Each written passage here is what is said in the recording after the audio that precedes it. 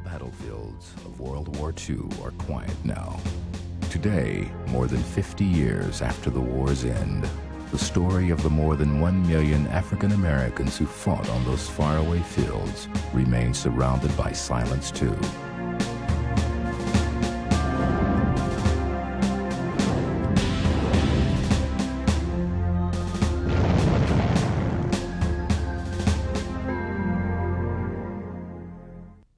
Major funding for the Invisible Soldiers' Unheard Voices was provided in part by the Baha'i Faith. The Baha'i Faith, promoting unity and justice in America. Additional funding is provided by the Phelps-Stokes Fund. The Phelps-Stokes Fund, where education for human development is our primary mission and service to humanity our paramount motive. The Phelps-Stokes Fund, serving people since 1911. Support for this program was also provided by the National Association for Black Veterans, NABVETS, creating positive lifestyles for veterans and their families. NABVETS, Veterans in Unity for the Community. Additional support also by the Black Filmmakers Hall of Fame and by Stanley Global Resources and by contributions to your PBS station from viewers like you. Thank you. The town is entered by Negro units of the 43rd Armored Infantry Battalion. I was a proud man. I was so happy that I was participating in the greatest war in history, but I still couldn't understand this segregation. Oh, beautiful, for heroes prove in liberating strife. Many of us felt we never would get a chance to really fight. Ooh, more than self, their country love and mercy more than life. I couldn't go in, which I didn't realize at that time was because of the color of my skin. America, oh, America. May God not go reply.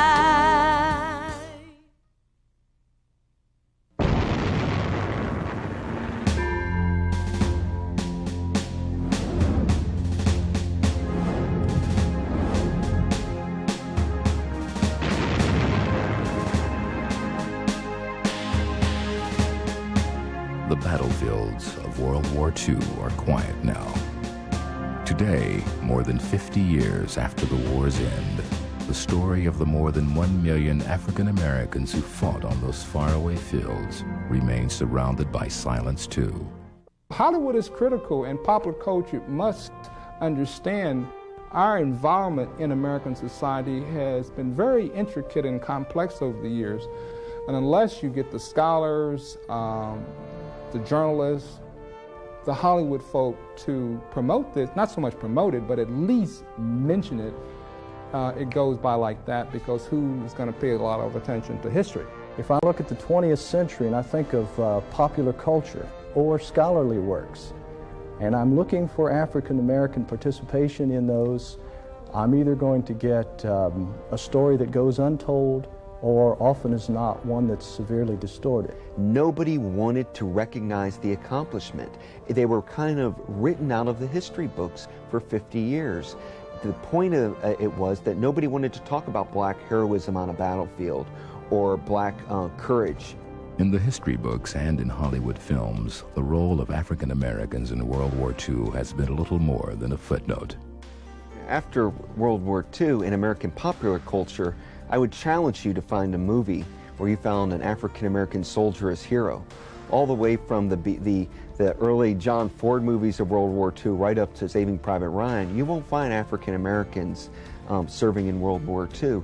They were written out, and when you cut out of popular culture the historic role of African-Americans, you're really trying to deny people the truth. Hollywood creates our understanding, our notions, our images of what war really is, even though it's a superficial kind of image. So when you see these movies of war, and you don't see the presence of African American people and soldiers, it's very easy to conclude they didn't do anything. They weren't there. There is no way possible for you to talk about World War II and not look at the fact that almost 1 million men served in the U.S. Army. So there's no way possible to overlook that unless you're just ignorant of it, you haven't done your research, or you don't care. It's not a part of the story that you want to tell. The real story of African Americans in World War II took place in Europe, in the Pacific, and in training camps in the United States. They served in the segregated military. They died for a country that denied them the very freedoms they were fighting for. Their contribution would help defeat the German and Japanese war machines, and it would ignite the modern civil rights movement. It is time to tell the story as it really happened.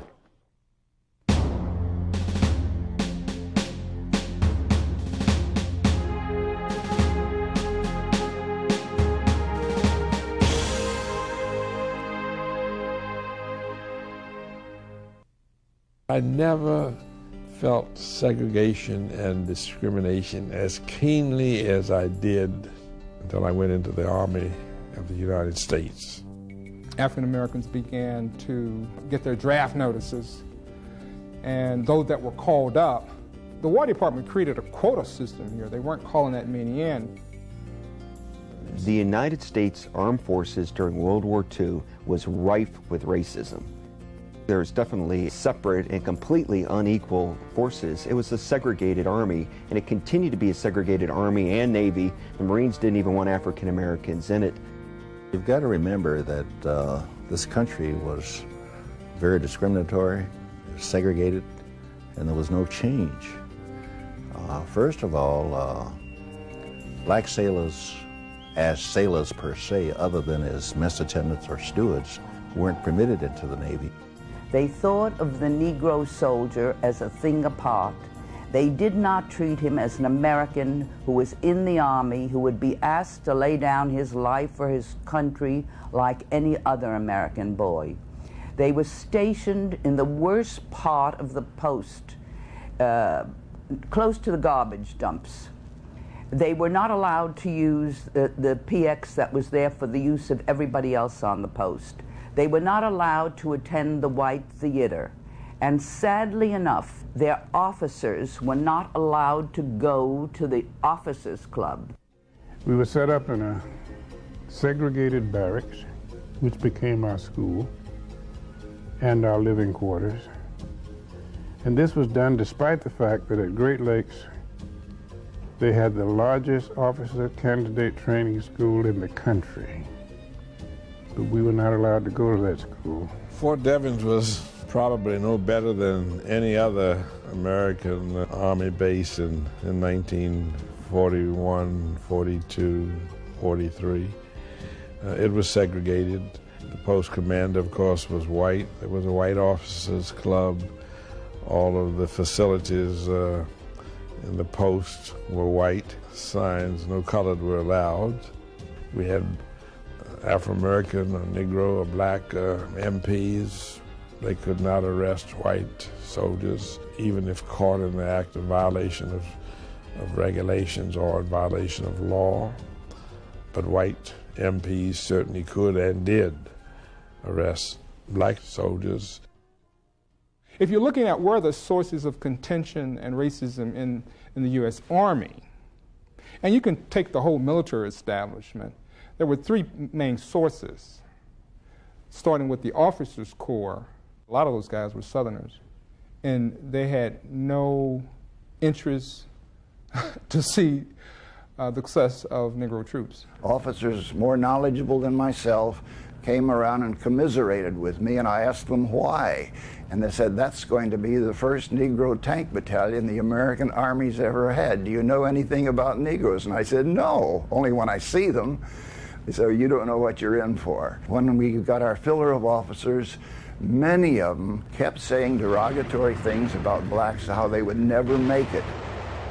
Then you had enlisted men, in which a good percent of the American Army came from the South, And of course, their experiences with African American people was one of viewing them in an inferior secondary capacity.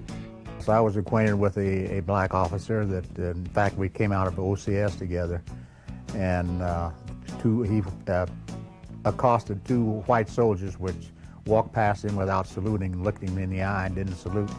And he stopped them and made them salute.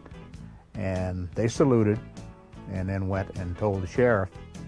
And the sheriff came and arrested the officer and took him downtown. And the third was civilians, white civilians, because the overwhelming majority of camps were located in the South. And the huge problem was when those troops went on leave and went into town. We were victims of being sent to locations where Negroes couldn't do any harm to cities they were stationed near.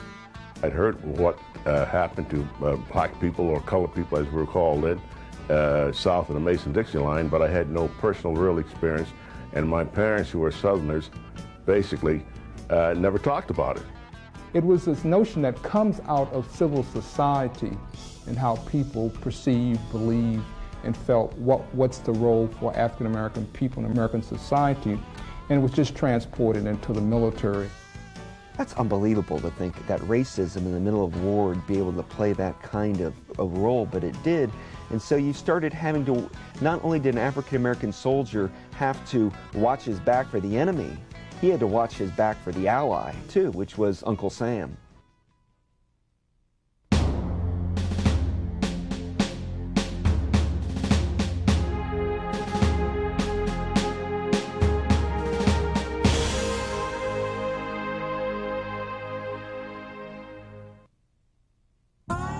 There are movies that talk about the famous Lido Road that leads from the coast of India and goes up through China, a supply line over 1,000 miles. 65% of the men who worked on that road were black engineers. You wouldn't know that. Hollywood's not going to say that. The Lido Road. Starting at Lido in northern India, the plan was to drive through jungles, rivers, mountains, and Jap opposition to a juncture with the Burma Road. A supply route would then be forged from Calcutta to Lido by rail, across the Lido-Burma Road to Kunming, and thence to Chungking in China. The Lido Road was begun by a handful of men facing a task that had been called impossible. The handful of men is presumably white, as the film does not mention the more than 50,000 African-American engineers and construction crews primarily responsible for the road, as seen in a rarely shown Army film bulletin. Freight trains of the Bengal-Assam Railroad pull into a transfer shed located near the point of origin of the Lido Road. A detachment of Negro engineers began work on the road in December 1942. In this headquarters area, the Negro units handle every phase of the operations incident to moving vital replacements along the Lido route. And when the first convoy from India to China rolled over the completed road, 25 months later, a Negro was driving the lead vehicle. On the other side of the world, African-American troops battled frigid temperatures and blinding snow to build the Alcan Highway. Well, black soldiers, some of them had never drove a bulldozer, had never drove a truck, a big heavy truck, never drove a road grader, but they learned how to use that and did that kind of work themselves. We wasn't taught to do none of that kind of work. The terrain was very rough, it was unstable, it would vibrate, which made it rather difficult for the bulldozers. The temperatures varied anywhere from 32 below zero down to 65 below zero. You were a black soldier. You had the absolute worst living conditions possible. If you were black, you would be in a lesser tent or a lesser quarter to live, that the white soldiers would be able to stay in a kind of more permanent sort of barrack or something that would help them to stay warm. On the Alaskan Highway, the black troops were housed in pyramidal cloth tents, while the white soldiers were in Nielsen huts and on housing some of the army bases. What protected the black soldiers inside of the tent, the frost was about an inch thick, which acted as insulation.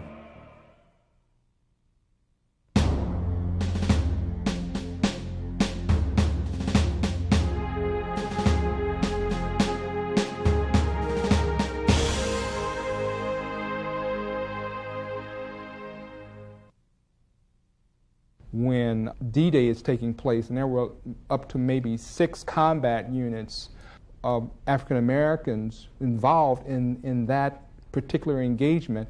And once the invasion of Europe takes place, that omission in Hollywood is very clear.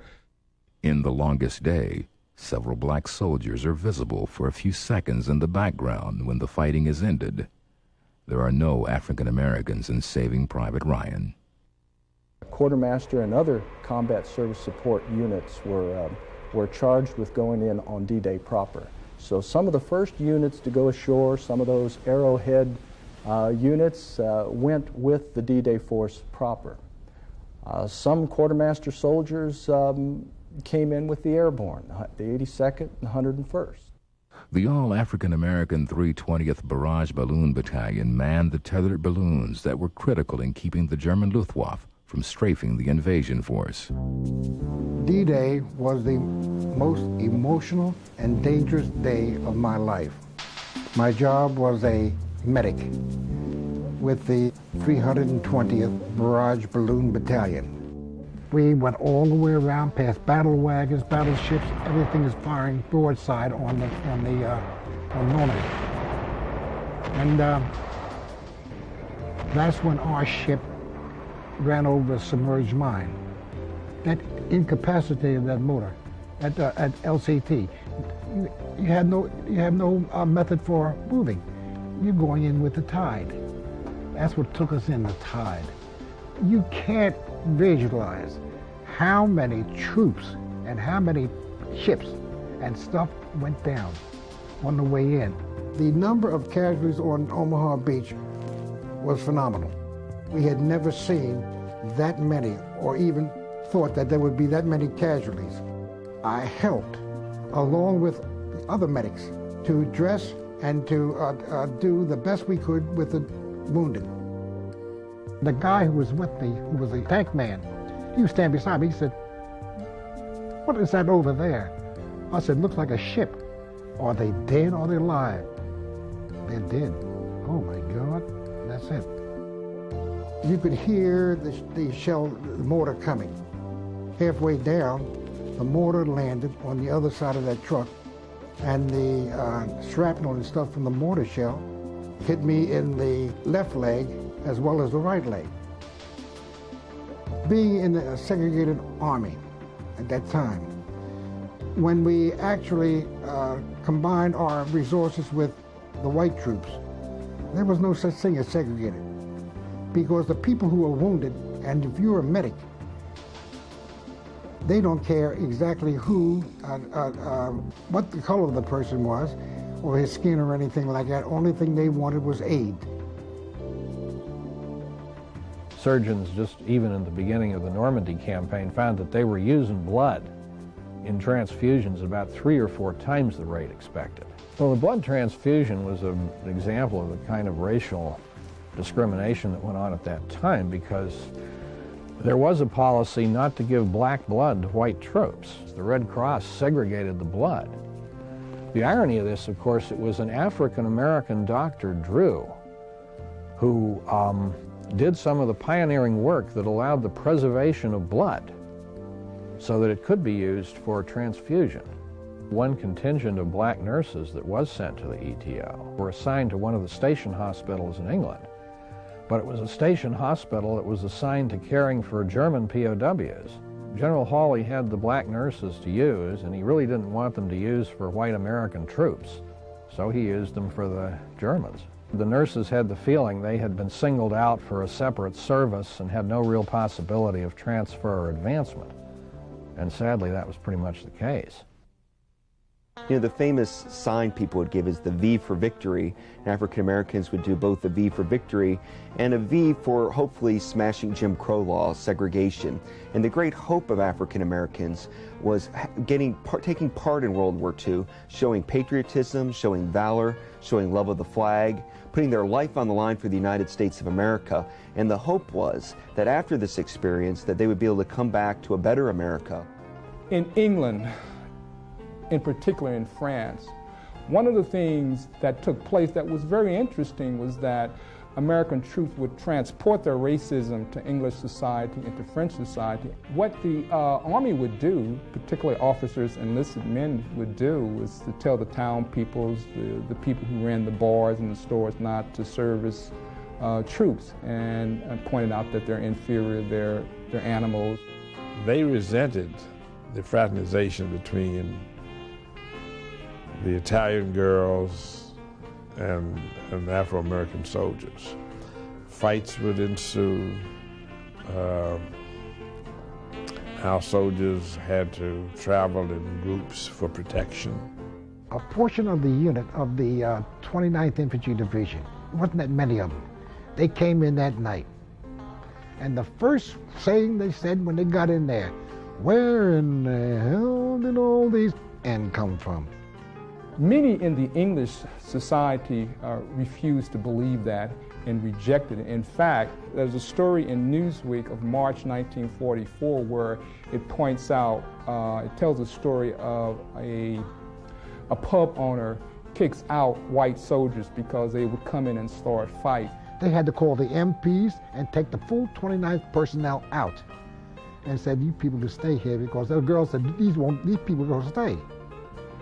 They're not going anywhere, this is our friends. Over there, I'm talking, we learned, I'm talking, the people there were very different from the people here in the United States. They treated us better, I'm talking about, they welcomed us better. The white wax had been serving overseas for almost 2 years by this time, but overseas commanders did not want black women to come over. So finally, with the pressure of all the Negro press and the civil rights organizations, they finally decided they would send one group overseas. We lived separately, we worked separately, and we operated as a separate battalion. Our outfit was completely black, and this was a great curiosity to many people. And one of the things I had to do at one point, we had so many visitors, I had to cut 1/4 of an inch off of a chair so it would slide down. And you know, when a colonel starts sliding down and can't sit up straight, he excuses himself.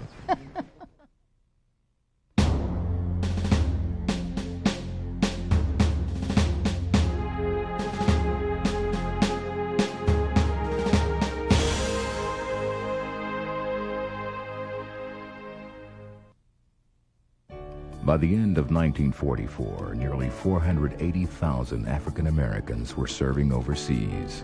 In Italy, the only African American pilots in the American Armed Forces were setting records. They were the Tuskegee Airmen of the 99th Pursuit Squadron and the 332nd Fighter Group, which were attached to the 33rd Fighter Group. Dubbed the Red Tails, the black pilots became the Army Air Corps' premier bomber escort squadron. The 332nd never lost a bomber to an enemy fighter in 200 missions stretching from May of 44 to April of 45.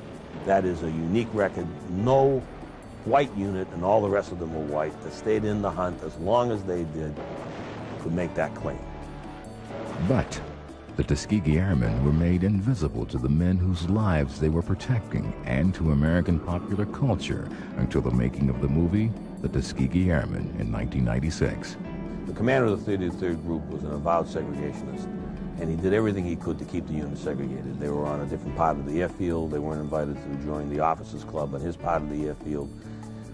They were kept segregated in every way, shape, or form. Probably the worst thing that the commander did for them is that in their first combat missions, he didn't allow a veteran pilot to lead them into combat. This rankled some of us because we felt here we were flying combat, fighting for our country, doing what we should be doing, and still we was being treated like pariahs by the rest of them. One of the Army's best kept secrets was that there was a black fighter group. We had no idea that the Red Tails, who had given us the finest escort and whose escort we preferred, were black pilots. Not an idea in the world. Being prepared to go overseas and risk our lives and being discriminated and segregated at the same time was a hard pill to swallow. And men suffered inwardly and outwardly from it. and it had a devastating effect on the morale of our soldiers at home, and an even more devastating effect on the morale of our soldiers when we finally went overseas. In Italy, American troops suffered high casualties in difficult fighting. In films like Anzio, all of those soldiers are white. In reality, the all-black 92nd Infantry Division and the Japanese-American 442nd Infantry Regiment also were mired in the bloody Italian fighting against well-entrenched German forces. Their experience under the command of General Edward Almond and his white officers would stay with them for life. When I got to the 92nd Division, to me, watching the officers of the 92nd Division and talking with them, it was the most shocking thing that I've ever encountered. Now, with regard to the whites, it's my view that there was a deliberate pattern of assigning the dregs of the officer corps to the black units. I was angry. It made me feel very, very angry. The fact that my intelligence was insulted every time that I would make a suggestion on a tactic. The black officers were never given any latitude in any command situation at all. I was downgraded because I was black. General Almond was one of the most prejudiced men, most prejudiced officers that I served under. He was extreme in his views and his lack of respect for subordinates. He had no respect for, especially for black men.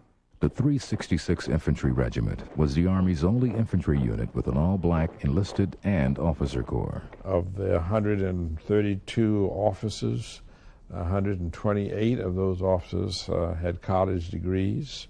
Some had master's degrees, and a few had PhD degrees.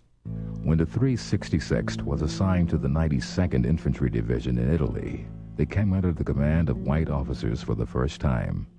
And that was the worst news I think we could get, probably only exacerbated by the welcoming speech that General Almond gave to the 366th Infantry Regiment when it arrived.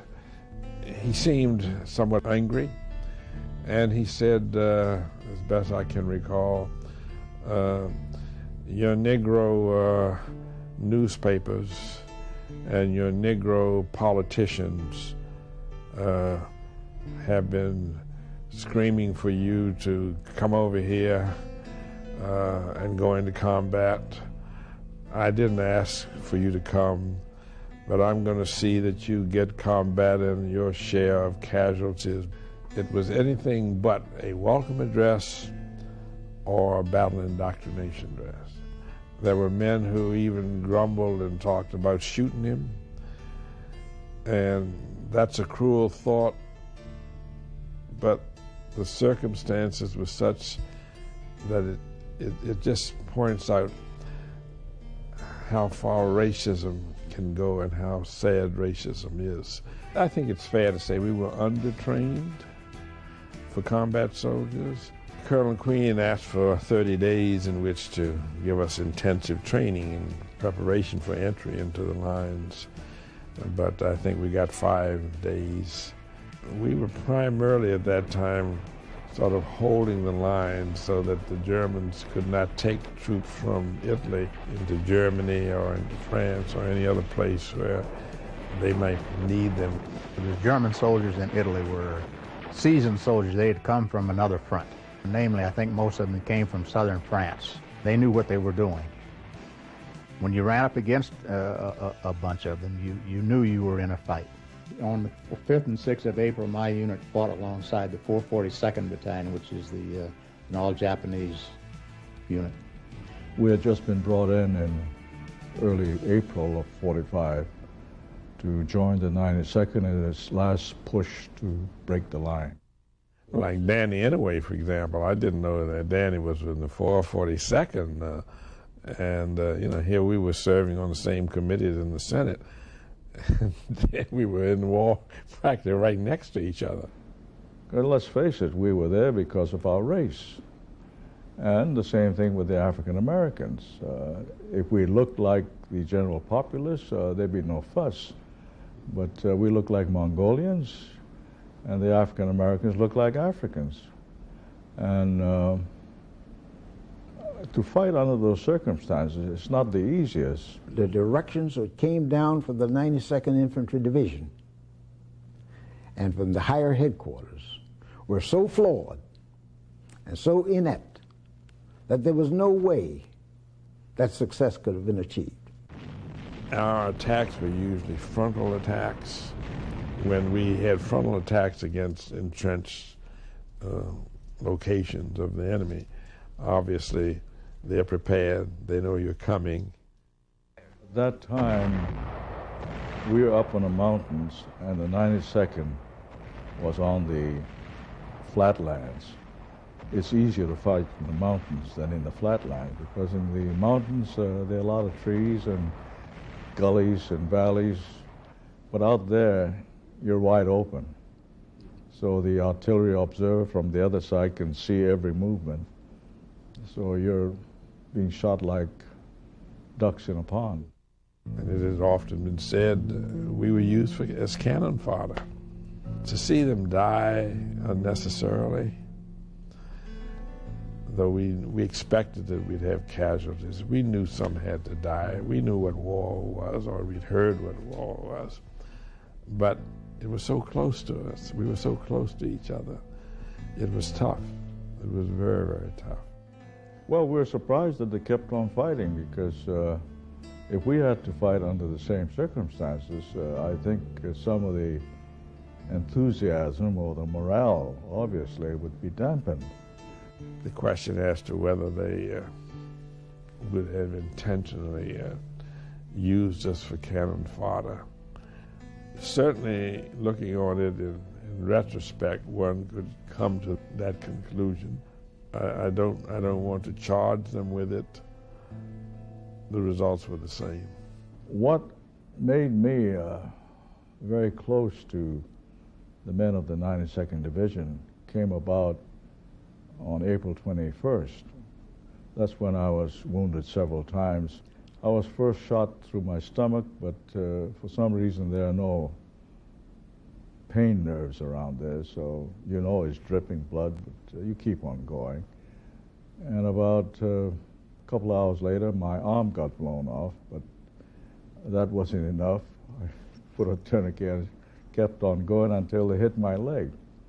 Then I couldn't move, so then I got evacuated. Obviously, I lost a lot of blood.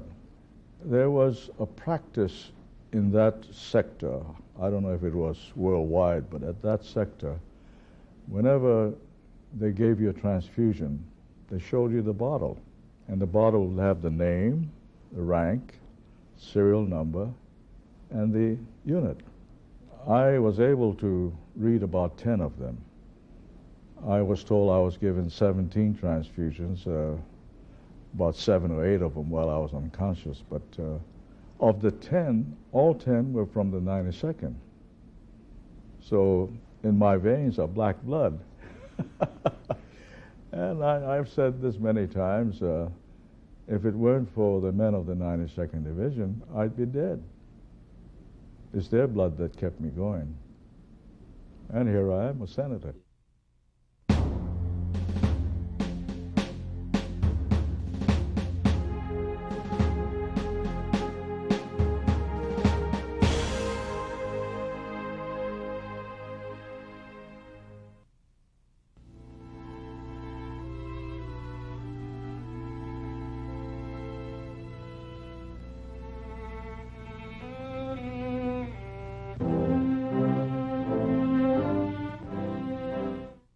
What Hollywood's version of the war in the Pacific doesn't show are the thousands of African American soldiers and Marines who served in the Allied island hopping campaign.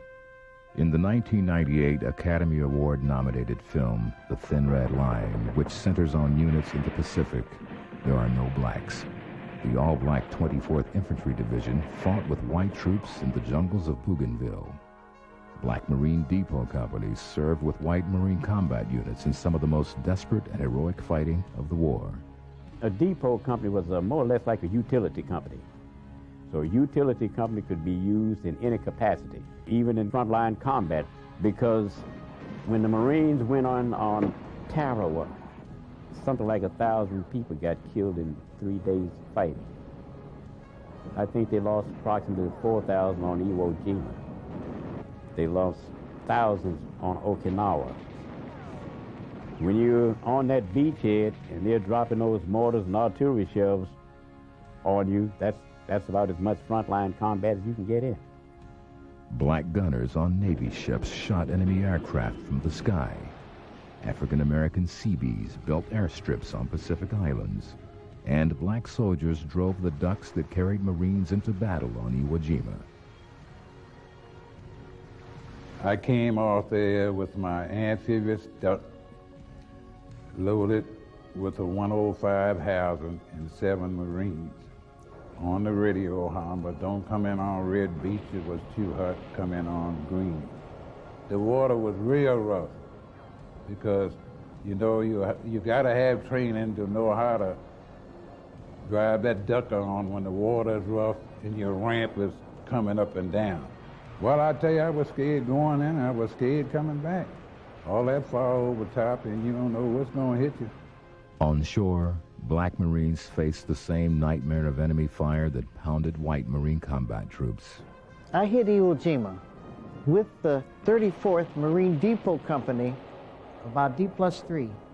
This was the night of D+3. And they put me and a few other black Marines up to hold that line. As it grew on and got darker, I realized that I was up on that line by myself. There being no light so you can see, all around me I could hear Japanese talking. The intensity of the fire on such a small area that one could have been killed at any one time, at any one place. Most pride, I think, is having put your life on your line for your country. The feeling then was that you would have lost your life for a good reason, a good purpose.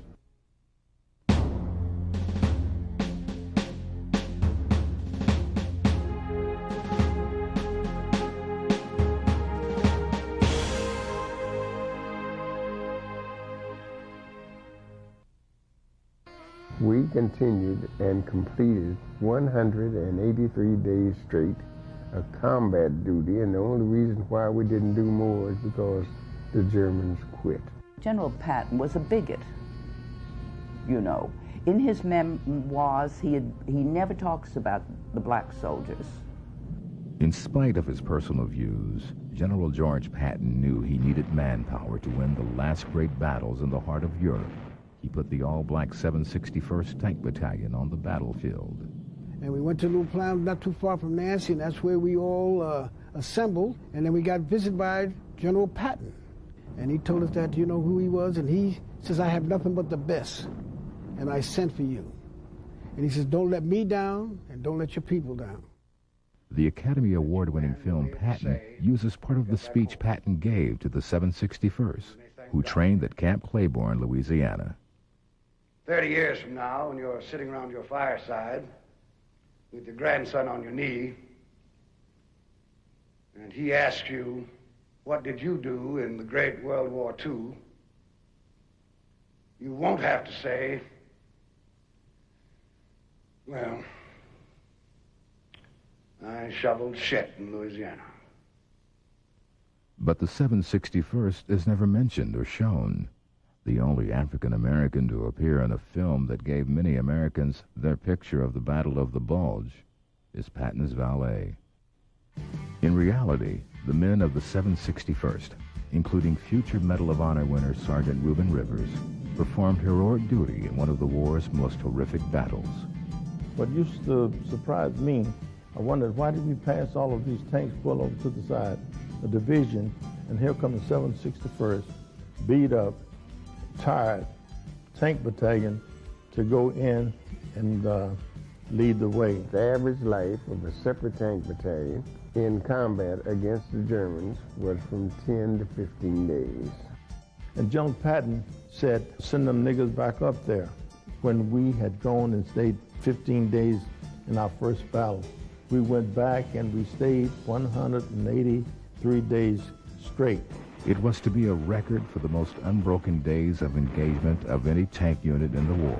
In the Battle of the Bulge, the 761st was critical in rescuing the 26th Infantry and 17th Airborne Divisions, who were being decimated by heavy German fire. Well, the Battle of the Bulge was the worst, to me, one of the worst. They said there was a slight bulge in the line, but it turned out to be the biggest battle I ever had. We had to go 65 miles to Bastogne where the American was trapped. I don't know just how many degrees below zero, but the wind was blowing terrible, and it was dank and gray, and it was snowing. It was about knee-deep to start with, because it had been snowing for several days. They told us there were just a few Germans there, but there was a Panzer, which is a tank battalion, or more than that, a regiment probably. We were truly nervous in Bastogne because behind every tree there was a dead soldier. Enemy or yours? We was laying right, you just lay right beside each other, touching. He was here and I was on the left side, and he got shot right in the back. I don't know why they missed me. There were 235 in the morning in the company, and that night there were 65. All day, and then that night I said we retreated, but I was told we withdrew back to where we started that morning. We had tank support that time, the 761st Tank Battalion. You know, that was a good sight. They were sure welcome. They were real good. They fired into the woods and got everything softened up. We just walked up there and they was all waiting for us. They fought side by side with the white people there, and that's the only thing that saved them probably at Bastogne. See, we never worked with anyone but white infantry units. Maybe the first few hours, they felt that our services were not needed. But after having had a few minutes of experience with German gunnery and so forth, we were called, and once we were committed, they got to the place where they wouldn't even let our shadows hit the ground. They stayed so close to us.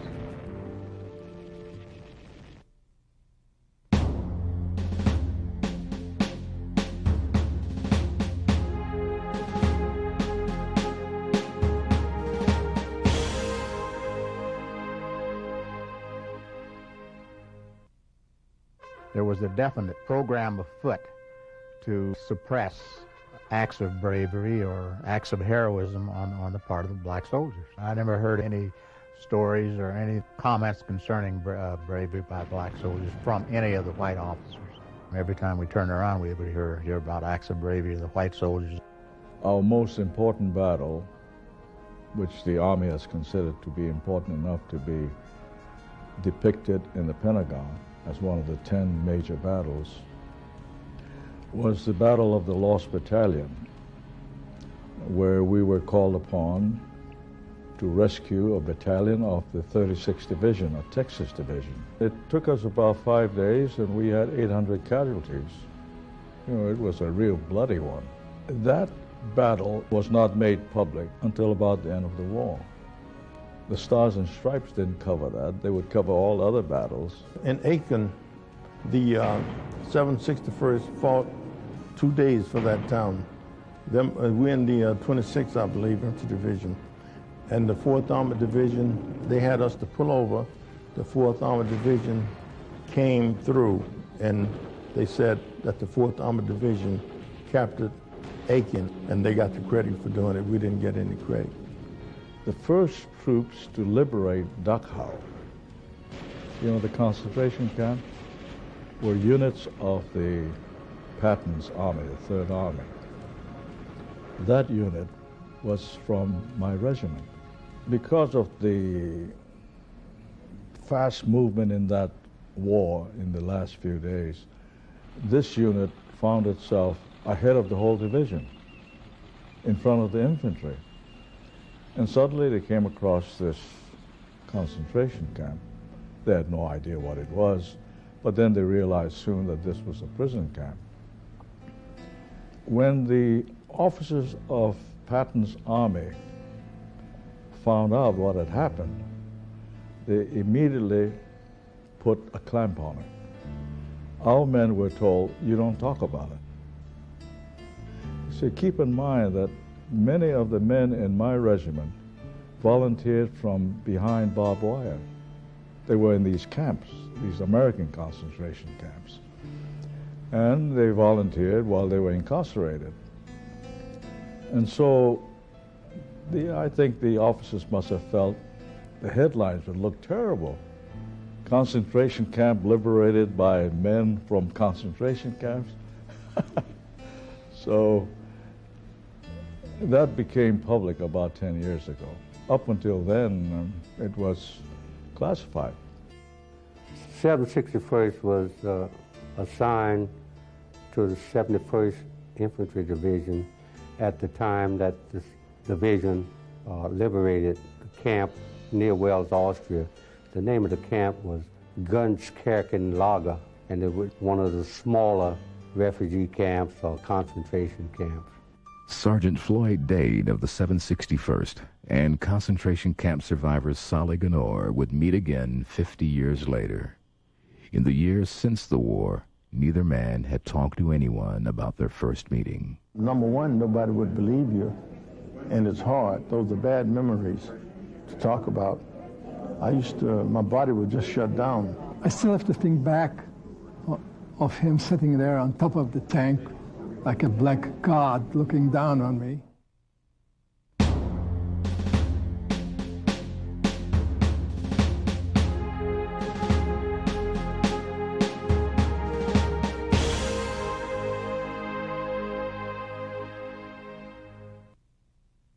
What were we going to find? Were we going to find the same things that we had left behind us when we went to war? Was it going to be any better? Was it going to be any worse? Which was a possibility. African Americans came home and in many ways were denounced for their service, particularly in the South. Why? Well, the point of Jim Crow was to keep African Americans down. And if an African American came back in his military uniform, back into Selma, Alabama, or back to Biloxi, Mississippi, the whites that stayed home, in particular, wanted to beat the daylights out of them. We came back with the 49th Infantry Division.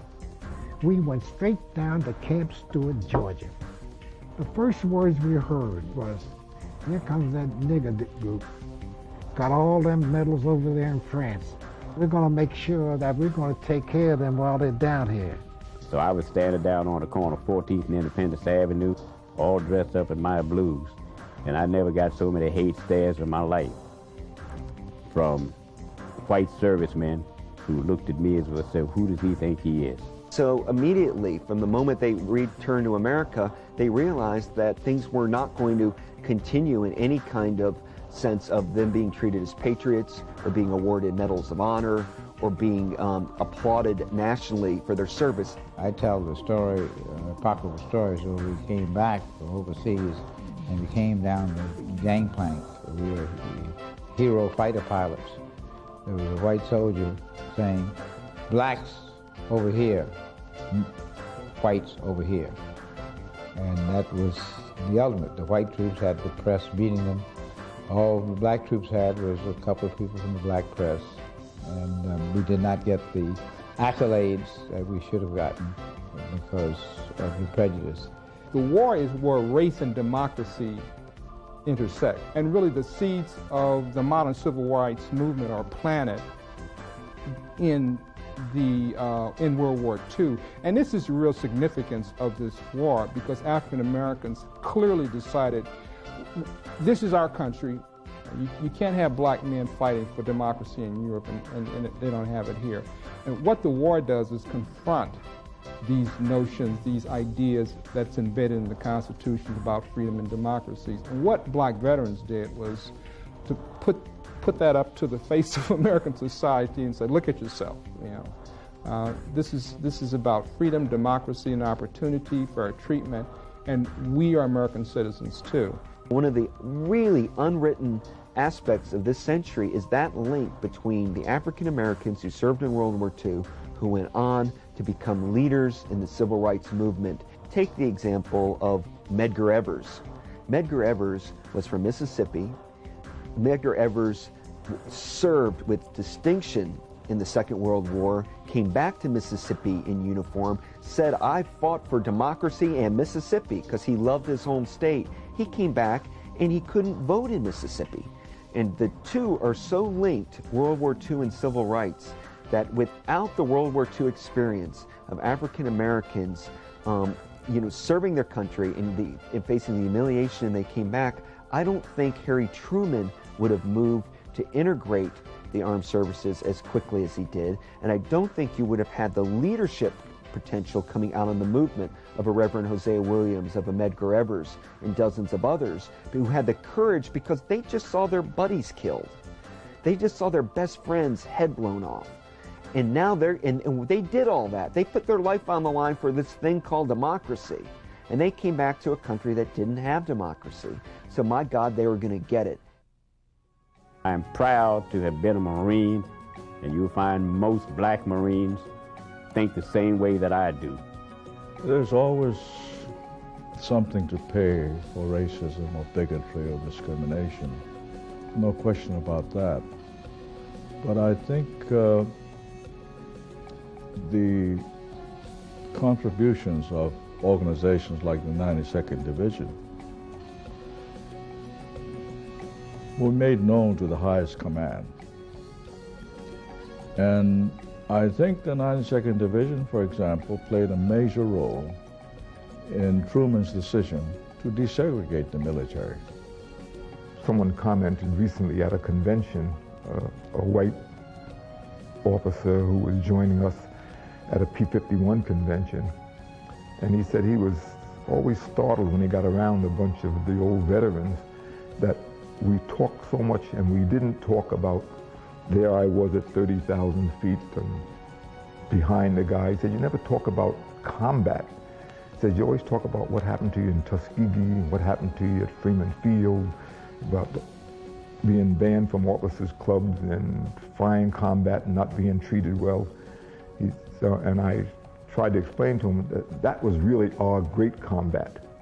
I believe I'm an American, and I believe this is my land, and I've always felt patriotic about it. I still to this day, and I certainly did in the Army. But if you have that kind of patriotism, you have to have it in spite. If you are black, you have to have it in spite of the segregation and discrimination and the injustices that you have to live with. My sergeant major came in to me and said I had a problem. I asked him what it was, and he said some of our men had stolen a truck. And I went outside, and there was about a dozen of our men in a truck that didn't have our insignia on it. They all had big smiles on their face, and they were saluting. They had been wounded, hospitalized. They knew their buddies needed them because there were no tank replaces. They stole the truck and went AWOL, not from combat, to combat. These are the kind of guys these men were. With brotherhood from sea to shining sea. Oh yeah, America, America, God shed His grace on me.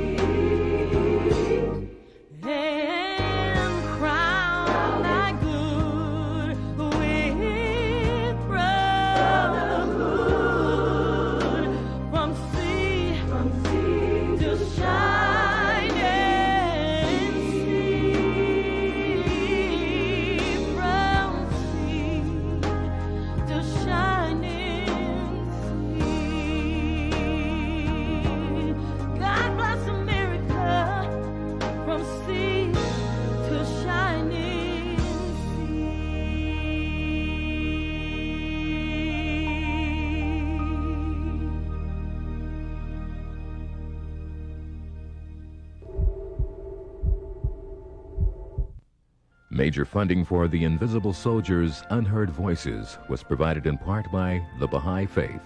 The Baha'i Faith, promoting unity and justice in America. Additional funding is provided by the Phelps-Stokes Fund. The Phelps-Stokes Fund, where education for human development is our primary mission and service to humanity our paramount motive. The Phelps-Stokes Fund, serving people since 1911. Support for this program was also provided by the National Association for Black Veterans, NABVETS, creating positive lifestyles for veterans and their families. NABVETS, Veterans in Unity for the Community. Additional support also by the Black Filmmakers Hall of Fame and by Stanley Global Resources and by contributions to your PBS station from viewers like you. Thank you. To order a video copy of The Invisible Soldiers' Unheard Voices on video cassette, call PBS Home Video at 1-800-PLAY-PBS. Thank you.